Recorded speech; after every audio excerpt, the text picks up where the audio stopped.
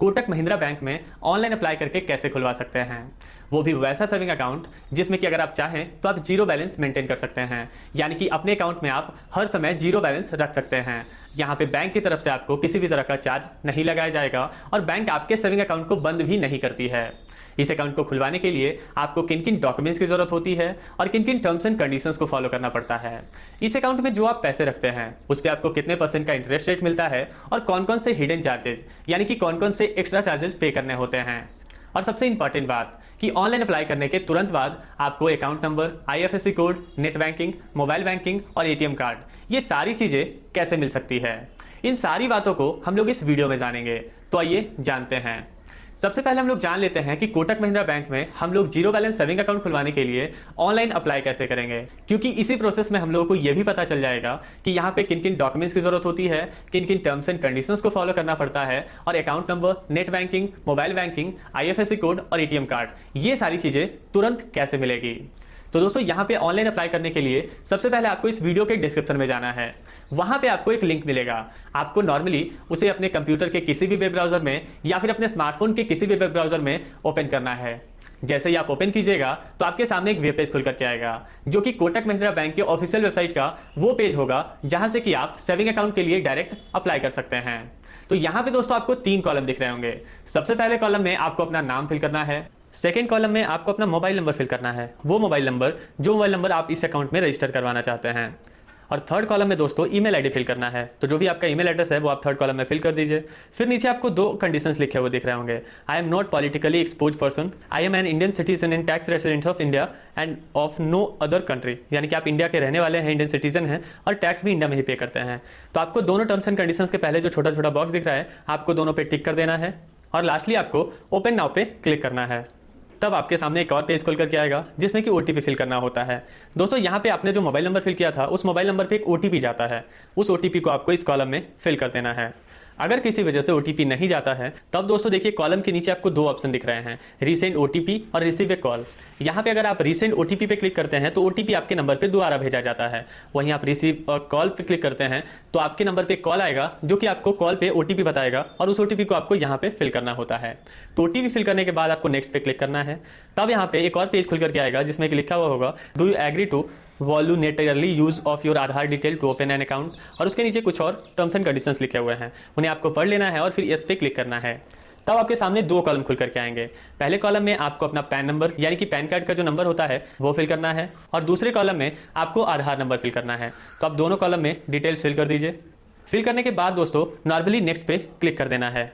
तब आपके सामने टर्म्स एंड कंडीशंस का एक पेज खुल करके आएगा जिसमें कि कुछ कंडीशंस लिखे हुए होंगे, उसे आपको पढ़ लेना है और फिर आपको सबसे लास्ट में कंटिन्यू का एक बटन दिख रहा होगा, उस पर क्लिक करना है। तब आपके आधार में जो मोबाइल नंबर रजिस्टर्ड होगा उस नंबर पे एक OTP जाएगा, उस OTP को यहाँ पे इस कॉलम में फिल करना है। यहाँ भी अगर किसी वजह से आपके नंबर पे OTP नहीं भेजा गया है तो कॉलम के नीचे देखिए रीसेंड OTP का ऑप्शन है, आप उस पर क्लिक करके दोबारा OTP मंगवा सकते हैं। फिर दोस्तों OTP फिल करने के बाद फिर से आपको यहाँ पे नेक्स्ट पे क्लिक करना है। तब यहाँ पे provide your mobile number link to Aadhaar, आपके आधार कार्ड में जो मोबाइल नंबर लिंक है उस मोबाइल नंबर को फिल करने के लिए कॉलम आएगा। इस कॉलम में आपको वो मोबाइल नंबर फिल कर देना है और फिर लास्टली कंटिन्यू पे क्लिक करना है। तब यहाँ पे आपके आधार कार्ड में जो एड्रेस फिल होगा वो एड्रेस यहाँ पे दिखाएगा, तो यहाँ पे इसे पढ़ लेना है और फिर कंटिन्यू पे क्लिक करना है। तब यहाँ पे एक पेज खुल करके आएगा जिसमें कि कुछ कॉलम होंगे। इन कॉलम में दोस्तों आपको अपना करंट एड्रेस जहाँ पर भी रह रहे हो यानी कि आपका करंट एड्रेस फिल करना है। तो आप इन सारे कॉलम्स में अपना करंट एड्रेस फिल कर दीजिए। एड्रेस फिल करने के बाद सबसे लास्ट में कंटिन्यू का जो बटन है आपको नॉर्मली उस पर क्लिक करना है। तब आपके सामने फिर से एक पेज खुल करके आएगा जिसमें कि लिखा हुआ होगा tell us a little bit about yourself. यहाँ पे जेंडर का कॉलम होगा, डेट ऑफ बर्थ का कॉलम होगा। तो इन दोनों कॉलम में पहले से डिटेल फिल किए हुए होंगे आपके आधार कार्ड के हिसाब से, जो भी आपके आधार कार्ड में आपका डिटेल दिया हुआ होगा उसके हिसाब से जेंडर और डेट ऑफ बर्थ ये दोनों फिल किया हुआ होगा। तो आपको इसमें आ जाना है थर्ड कॉलम में यानी कि मैरिटल स्टेटस में। यहाँ पे दोस्तों आपको 2 ऑप्शन मिलते हैं, सिंगल और मैरिड। तो अगर आपका विवाह हो चुका है तो आप मैरिड सेलेक्ट कीजिए, अगर आप सिंगल हैं, आपका विवाह नहीं हुआ है तो आप सिंगल सेलेक्ट कीजिए।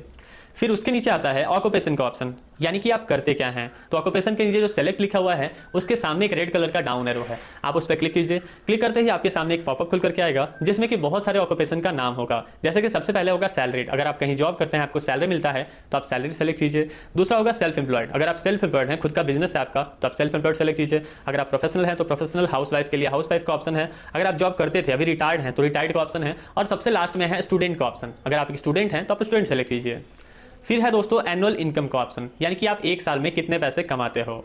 तो उसमें भी दोस्तों आपको सेलेक्ट के सामने वाले एरो पे क्लिक करना है। तो यहाँ पे फिर से एक पॉपअप खुल करके आएगा जिसमें कि कुछ लिमिट दिए हुए होंगे। तो यहाँ पे आपको सेलेक्ट कर लेना है आप जितने पैसे भी कमाते हो उसके हिसाब से। अगर आप पैसे अर्न नहीं करते हो तो यहाँ पे आपको सबसे पहला ऑप्शन सेलेक्ट कर लेना है लेस देन 2 लाख। उसके बाद का कॉलम है दोस्तों फादर्स नेम, तो यहाँ पे आपको अपने पिताजी का नाम फिल करना है। फिर है मदर्स मैडम नेम, यहाँ पे क्या होता है दोस्तों कि जब भी किसी फीमेल का विवाह होता है तो उनके हस्बैंड के हिसाब से उनके नाम में कुछ चेंजेस किए जाते हैं टाइटल में या फिर कहीं भी। तो यहाँ पे मदर्स मैडम नेम यानी कि शादी से पहले जो उनका नाम था अगर चेंज नहीं हुआ है तो वही नाम फिल करना है, लेकिन अगर कुछ भी चेंज हुआ है शादी के पहले वाले नाम में तो आपको यहाँ पे शादी के पहले जो नाम था वो इस कॉलम में फिल करना है, मदर्स मैडम नेम वाले कॉलम में। और फिल करने के बाद दोस्तों लास्टली आपको नेक्स्ट पे क्लिक करना है। तब यहाँ पे पूछेगा do you want to add a nominee for your account now, यानी कि आप अपने अकाउंट में नॉमिनी ऐड करना चाहते हो। तो ये नॉमिनी क्या होता है दोस्तों, अगर आपके अकाउंट में कुछ पैसे होते हैं और आपका किसी वजह से डेथ हो जाता है तो आपके अकाउंट के पैसे आपके नॉमिनी को ही दिया जाता है, या फिर आपके जाने के बाद आपका अकाउंट जो है वो आपका नॉमिनी ही कंट्रोल कर सकता है। तो यहाँ पे अगर आप ऐड करना चाहते हैं इस अकाउंट में नॉमिनी तो यस सेलेक्ट कीजिए। अगर आप बाद में ऐड करना चाहते हैं, इसे आप बाद में भी ऐड कर सकते हैं तो I will do it later select कर सकते हैं, लेकिन अगर आप अभी ऐड करना चाहते हैं तो आप यस सेलेक्ट कीजिए। तब यहाँ पे नॉमिनी डिटेल ऐड करने के लिए कुछ कॉलम्स खुल करके आ जाएंगे। सबसे पहले कॉलम में आपको नॉमिनी का नाम फिल करना है। सेकेंड कॉलम में नॉमिनी और अकाउंट होल्डर यानी कि जिनके नाम से अकाउंट खुल रहा है और नॉमिनी, इन दोनों का रिलेशन क्या है वो सेलेक्ट करना है। ये नॉमिनी दोस्तों कोई भी व्यक्ति हो सकता है। यहाँ पे देखिए सारे रिलेशन का नाम लिखा हुआ है, तो यहाँ पे जितने भी रिलेशन के नाम लिखे हुए हैं इन सारे रिलेशन वाले को आप नॉमिनी में ऐड कर सकते हो। तो रिलेशन सेलेक्ट कर लेना है। उसके बाद है डेट ऑफ बर्थ, नॉमिनी का जो भी डेट ऑफ बर्थ है वो आप सेलेक्ट कीजिए। फिर है दोस्तों नॉमिनी एड्रेस, अगर नॉमिनी आपके साथ रहता है तो नॉमिनी का और आपका दोनों का सेम एड्रेस होगा। तो उनके लिए दोस्तों है देखिए नॉमिनी एड्रेस के नीचे लिखा हुआ same as my communication address और उसके सामने एक बॉक्स है, उनको इस पर टिक करना है। तो यहाँ पे उन्हें एड्रेस फिल करने की जरूरत नहीं होगी, लेकिन अगर कोई दूसरा एड्रेस है तो वो इन कॉलम्स में उनका एड्रेस फिल कर सकते हैं।